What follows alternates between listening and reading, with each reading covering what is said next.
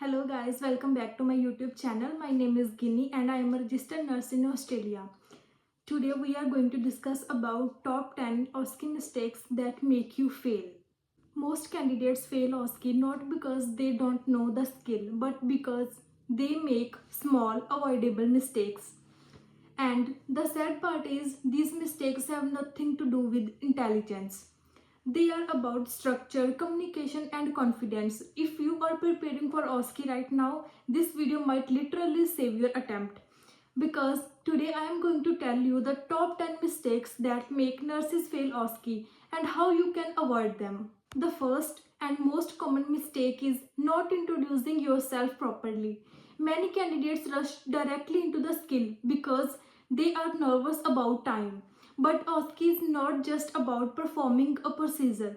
It's about patient-centered care. If you don't introduce yourself, confirm patient identity and explain what you are going to do, you immediately lose marks. Always start calmly, introduce yourself, confirm name and date of birth, explain the procedure and gain consent to perform the procedure. This sets the tone and shows professionalism. The second mistake is poor hand hygiene timing. Some candidates wash their hands at wrong time or forget to verbalize it. In OSCE, even if you perform hand hygiene, if you don't clearly demonstrate it at the correct moments, you may lose marks.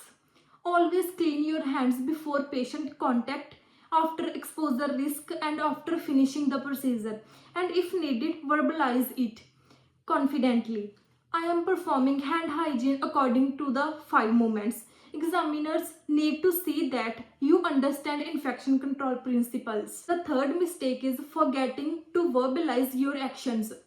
This is a big one. In real life, we don't narrate everything we do, but in OSCE, if you don't say it didn't happen. For example, you might be assessing pain mentally, but unless you ask and verbalize the pain score, the examiner cannot give you marks. So always speak your clinical thinking. Say what you are assessing, what you are checking, and why you are doing it.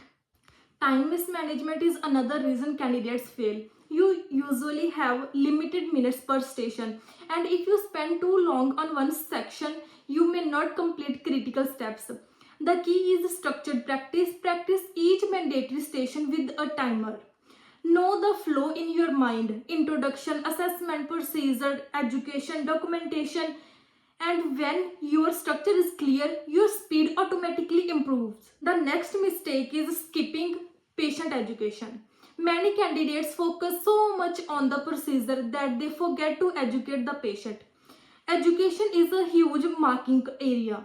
After performing any intervention, always explain what you did, what to expect, warning signs, and when to seek help. This shows holistic nursing care and critical thinking. Another common failure point is unsafe practice. For example, not checking allergies before medication administration and not confirming the 5 rights of medication, or not raising the bed rails when necessary. Even one unsafe action can significantly impact your score. Patient safety is a highest priority. If you are unsure, pause, think, and verbalize your safety check. Lack of confidence is also a hidden mistake. Even if you know everything, if you appear extremely anxious or unsure, it can affect your performance. Confidence does not mean arrogance. It means being calm and structured. Practice in front of a mirror, record yourself, improve your tone and posture.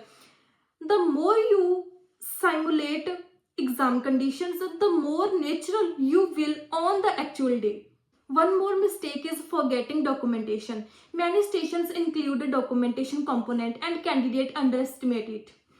Documentation should be clear, concise and factual and professional. Avoid long stories, include assessment findings and interventions, patient response and your signature.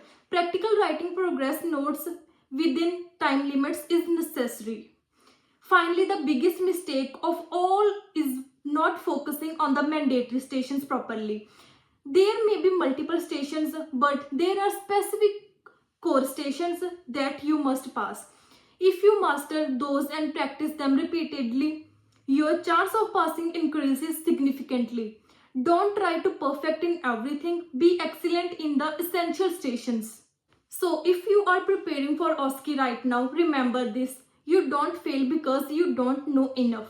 You fail because you don't show what you know in the correct way. Structure, communication, safety, and confidence. These 4 pillars will help you pass. Practice smart, not just hard, and trust your training.